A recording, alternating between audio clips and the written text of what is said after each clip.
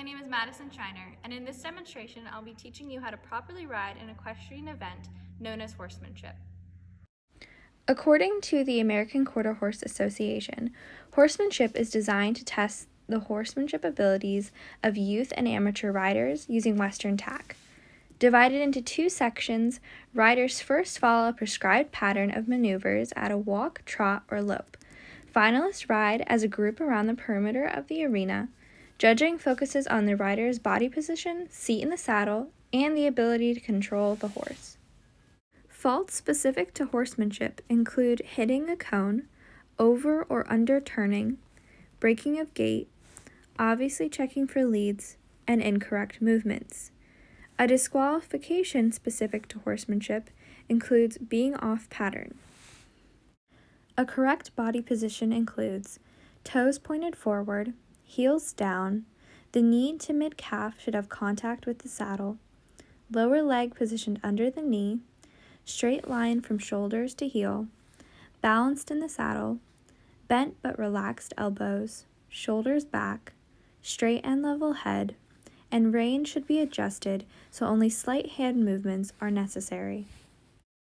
All exhibitors in pattern classes, including horsemanship, are given a score of 100, and from then on the judges will take or give points depending on the judge's opinion. This is an example of a blank judge's card for patterns. This example is a filled out pattern card.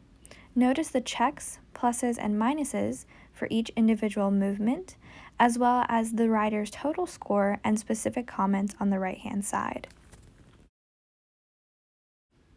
Patterns range from length, level of difficulty, and requirements depending on what level a rider competes at. For example, an American Quarter Horse show will have more advanced patterns compared to an open breed show.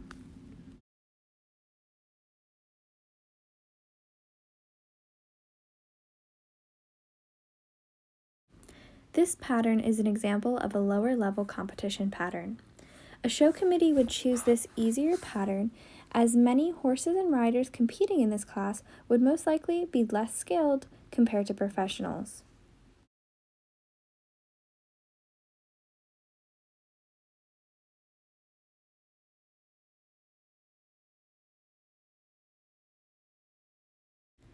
This pattern demonstrates a jog, 360-degree turn to the left, left lead lope, and a back.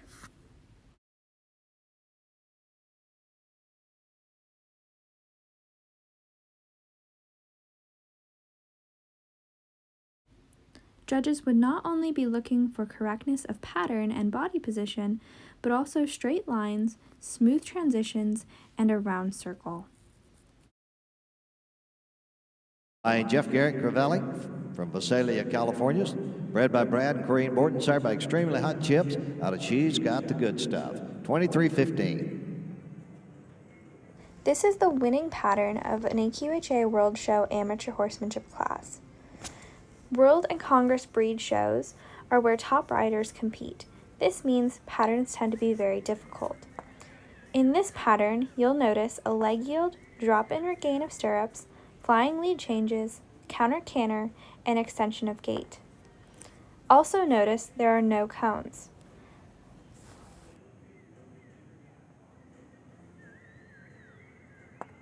At this point in the pattern, the rider has dropped her stirrups and is performing a counter canter on the left lead.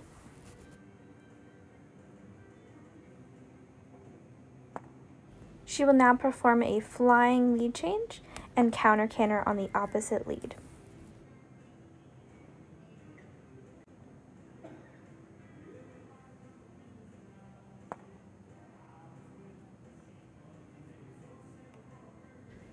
The rider is now building up to an extension on the right lead.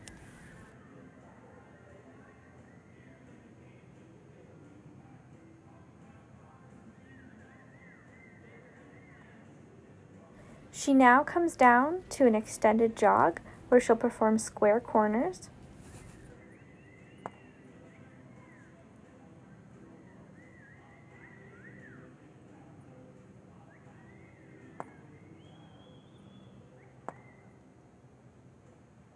The rider will now perform spins in both directions as well as a back.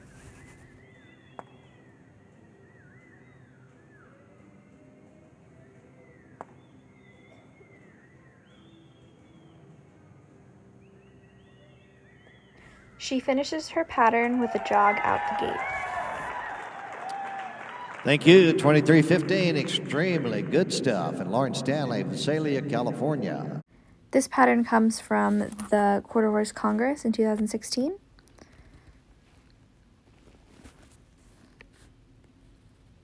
You'll notice when the horse walks off here in a few strides, you become slightly distracted.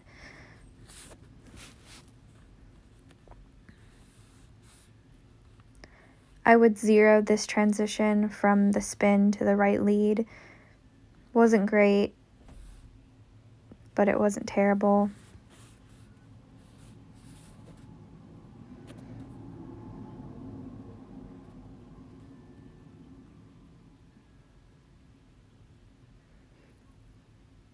Her flying circle is not bad, it's very even. I would also 0 the flying from the left lead to the right lead.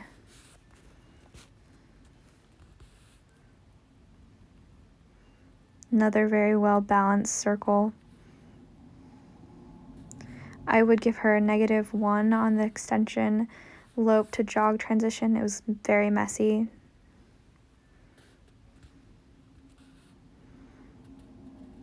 I do really like her extended jog here.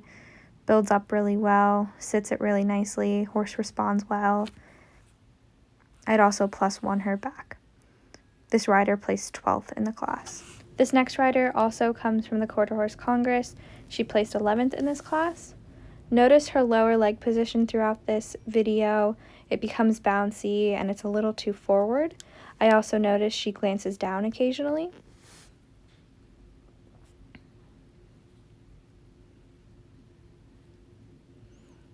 I would +1 this back. Very fluid, horse has good contact.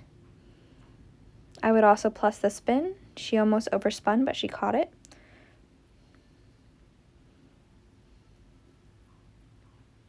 I would plus her jog to lope transition. That was a very nice transition.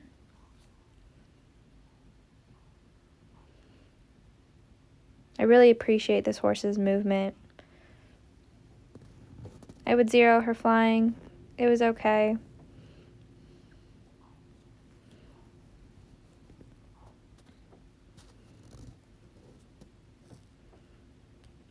This circle was really nice, but you notice she slightly changes her pace of gait to anticipate that transition down to the extended jog.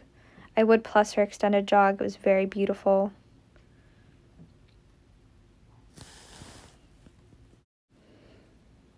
This next rider is from the Congress as well. This is the level 1 14 to 18 class.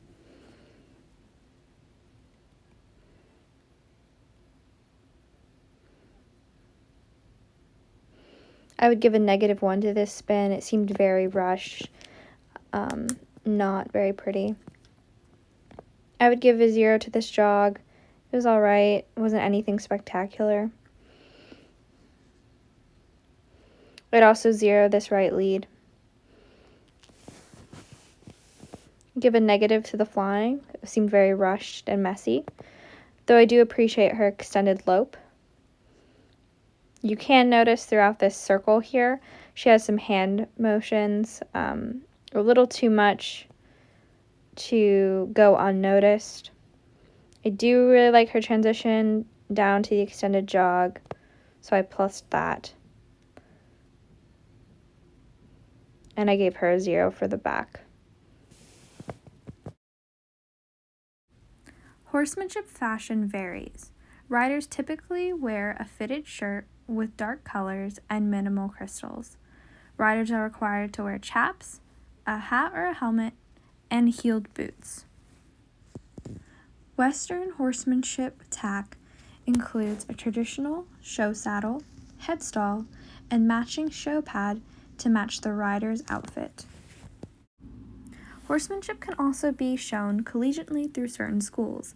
D1, D2, and D3 schools compete through the National Equestrian Collegiate Association, while club schools compete through the Intercollegiate Horse Show Association. These shows are judged similarly to normal horsemanship classes, except riders ride horses they have never ridden before, and points are more focused on the rider than the quality of the horse. In conclusion, horsemanship is judged on your body position, the ability to control the horse, the correctness of pattern, and the level of difficulty that is executed.